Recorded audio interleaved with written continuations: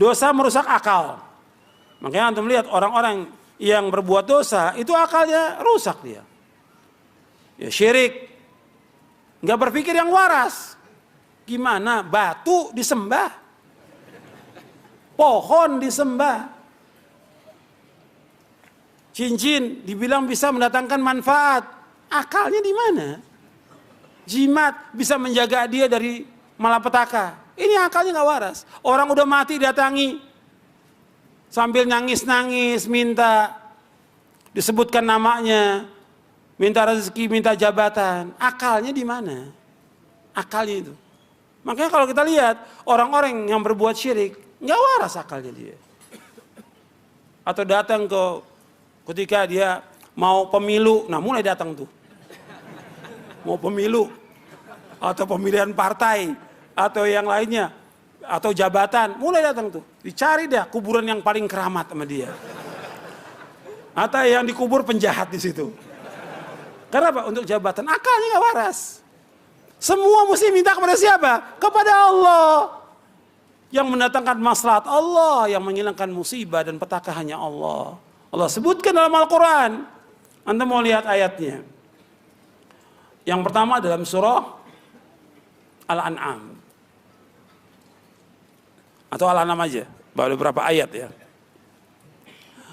Sebab manusia ini mesti dijelaskan dengan dalil.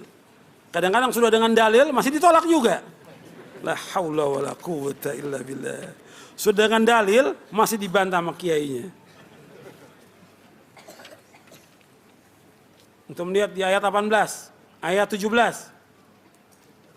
Wa yamsaskallahu bidurin fala kashifa lahu illa hu. Wa yamsaska bi khairin fa huwa ala kulli syai'in qadir. Apabila Allah menimpakan kesulitan, bahaya, musibah, petaka, fala kashifa lahu illa hu, enggak ada yang bisa menghilangkan bahaya, musibah, petaka kecuali siapa? Allah. Wa yamsaska bi khairin, apabila Allah mengenakan kepada kalian kebaikan, fa huwa ala kulli syai'in qadir, Allah Maha berkuasa atas segala sesuatu. Semuanya Allah yang dapat menghilangkan, enggak ada yang lain. Mesti datangnya kepada siapa? Kepada Allah, bukan kepada kuburan. Sampai datang kepada kadang-kadang ditanya orang yang paling sakti atau nenek-nenek atau yang lainnya. Sampai ada yang ibadah dibawa sesaji supaya urusannya itu beres ke Nyai Roro Kidul di sini Pelabuhan Ratu. Akalnya di mana? Nggak waras akalnya. Coba bawa sesaji, motong sapi, motong segala macam sudah di sana. Sampai yang sudah katanya punya gelar doktor, insinyur, mau bangun, mesti motong apa? Motong apa? Ayam, apa lagi? Sapi kepalanya ditanam. Apa hubungannya antara kepala dengan bangunan? Akalnya nggak waras. Ini merusak akal, maksiat merusak. Ini perbuatan apa? Syirik, merusak akal.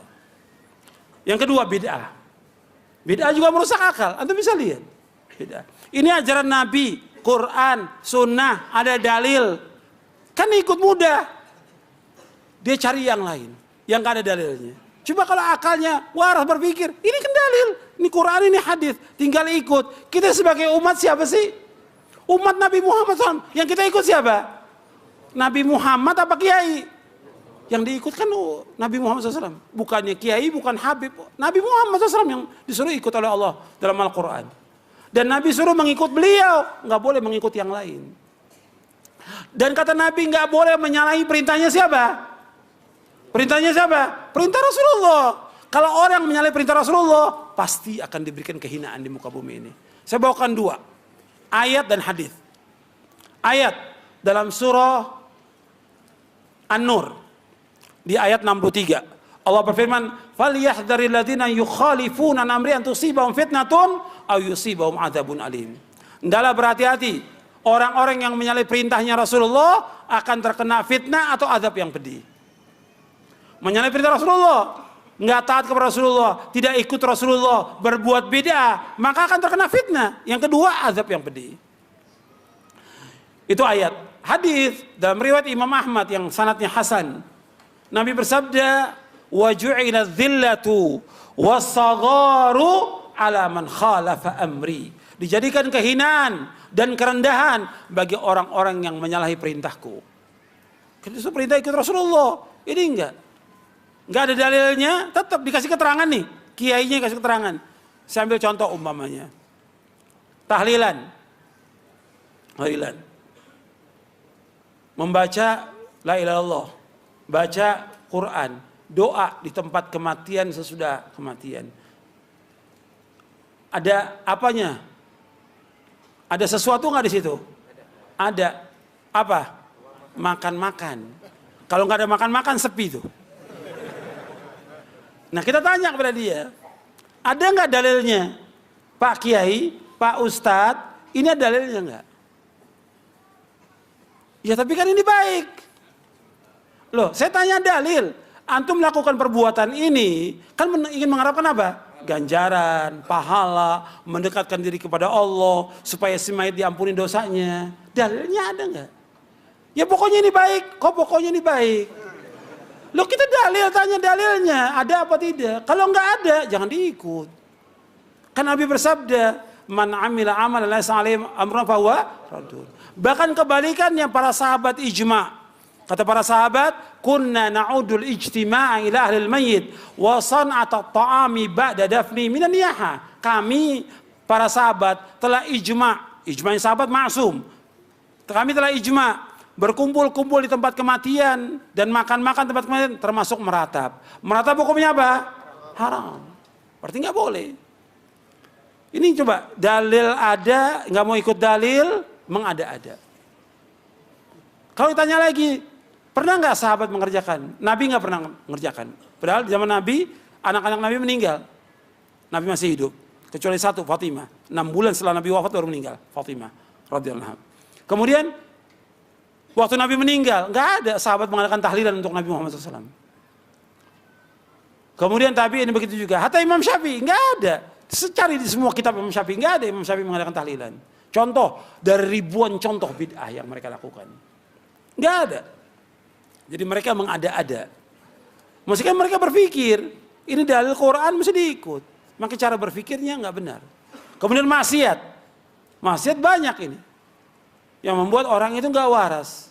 Yang halal ada, yang haram. Ini minuman halal, dia minum khamr. Kemudian istri halal, dia cari zina. Yang lebih lagi, ini laki-laki senang pada laki-laki. La haula wala quwata illa billah.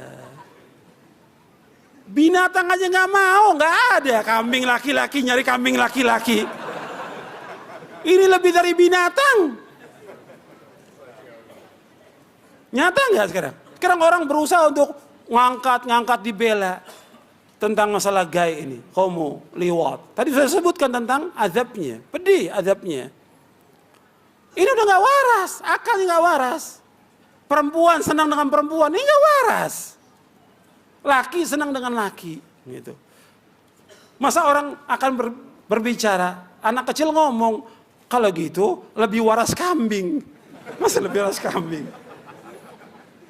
Karena apa? Kambing nggak mau sama laki-laki, kambing maunya sama perempuan. Ini kok laki-laki senang sama laki-laki? Ini kenyataan.